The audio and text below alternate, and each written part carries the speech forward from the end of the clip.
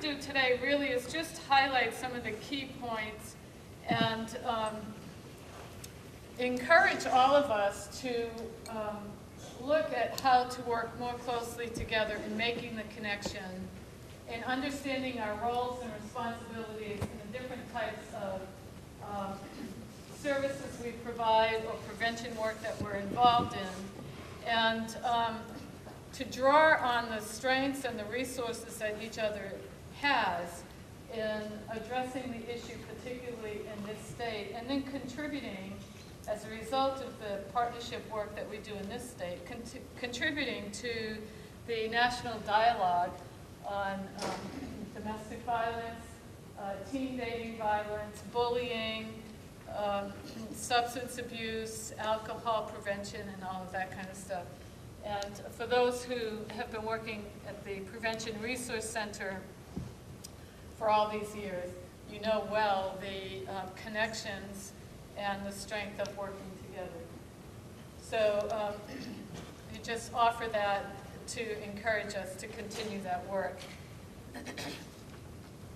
And in particular, I mean, I'm a newer member to the prevention, to this group here, and this, I think, is the third meeting that I come to. And I really am impressed and moved and energized by the reports that come in through the liaisons and the regions. That's where the real work happens. That's the real work. That's where, you know, the social change work happens, as well as on the policy level. And to hear the work that's happening, you know, in Marshall County and then in Region 1 and in the other reports is really, it's encouraging. And I would ask that the region liaisons contact the domestic violence programs in your area also and see what kind of work can happen in partnership on that level. Again, the overlap issues are great, and people could have a lot of impact. Okay, so I'm going to keep myself to 30 minutes, and if you want more information, we can do a whole conference some other time. I'm starting off with, you know, this is a short presentation on domestic violence, but I'd like to start off with the notion of healthy relationships, because that's what we're all working for, what we're working towards, what we're trying to work with individuals and families and communities to draw on their strength and create change in the state.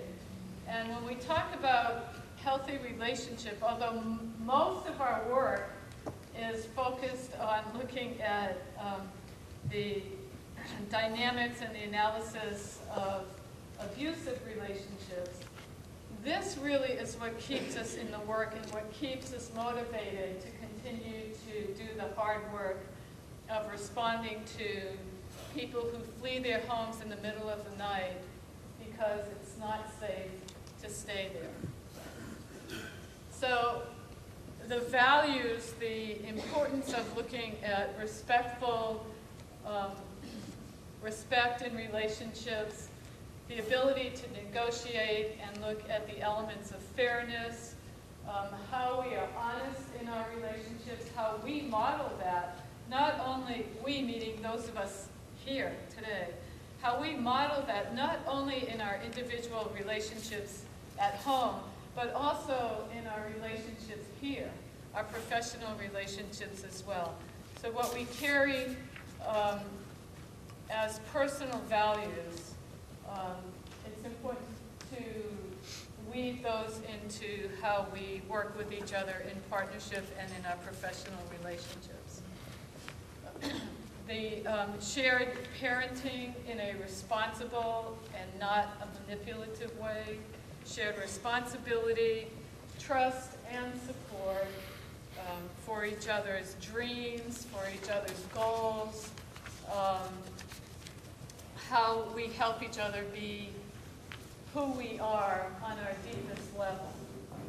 and economic partnership, sharing their responsibilities around finances, making decisions there, negotiating who gets to go to continue their education while the other one works, negotiating who stays at home with the children while the other one works, and how that works its way out in moving towards this understanding of equality. That it's not the person who brings home the money that gets to make all the decisions. It's what happens in the work at the home, and who and how people are working together to care for the kids and their impact in the family. And then always working in non-abusive and threatening behaviors. So this is what keeps us motivated. This is what we're working for and towards at the Coalition Against Domestic Violence. The Coalition Against Domestic Violence, I just want to say this, is comprised of 14 community-based programs located throughout the state of West Virginia.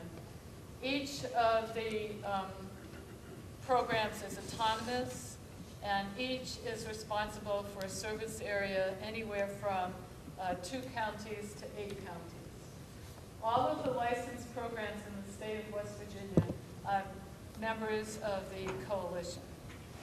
What happens at the coalition office is we do not do direct services at the coalition office, so that's a very small part of the work that we do.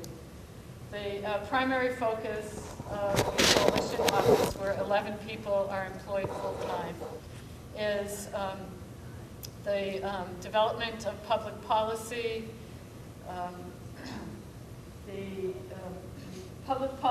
public awareness around the state, training of professionals and first responders, and providing technical assistance to the 14-member programs. So the basic difference is the programs do direct services, the coalition does statewide work. So I know that if we went around the room today, each of you would have, and the question was asked, what do you think of when we talk about domestic violence? There would be some differences, and there would be a lot of similarities.